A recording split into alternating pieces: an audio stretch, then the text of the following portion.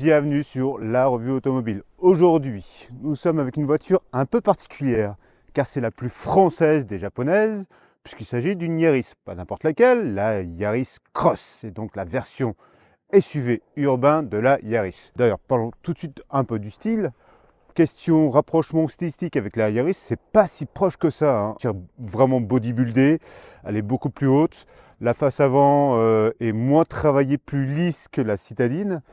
Mais par contre, la plateforme est bien identique. On est bien avec la nouvelle plateforme technique de Toyota.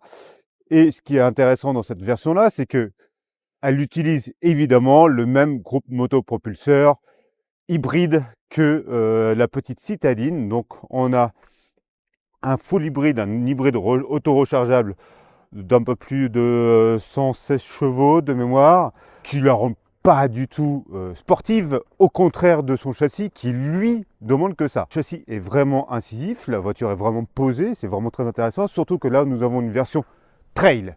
Qu'est-ce que ça veut dire? Ça veut dire que cette finition dispose de la traction intégrale. Oui, vous avez bien la possibilité d'avoir de la puissance à l'avant et à l'arrière pour en faire une version tout chemin de cette fameuse Yaris Cross SUV urbain, l'un des seuls du marché d'ailleurs à proposer cette solution technique.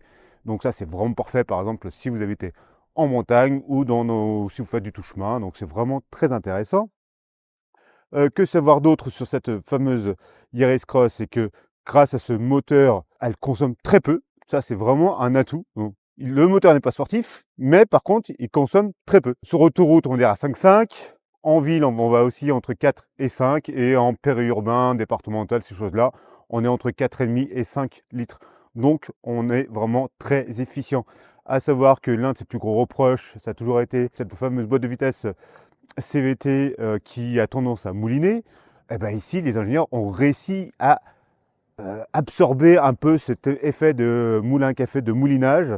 La puissance arrive bien plus vite, le moteur tourne rond, et ronronne, c'est pas désagréable.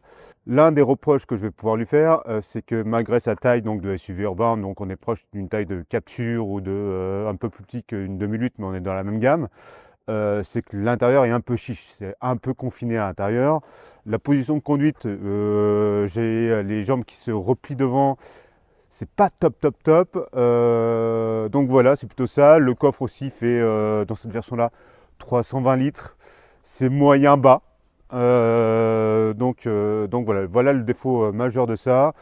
Sinon, la voiture en soi est vraiment ultra efficiente.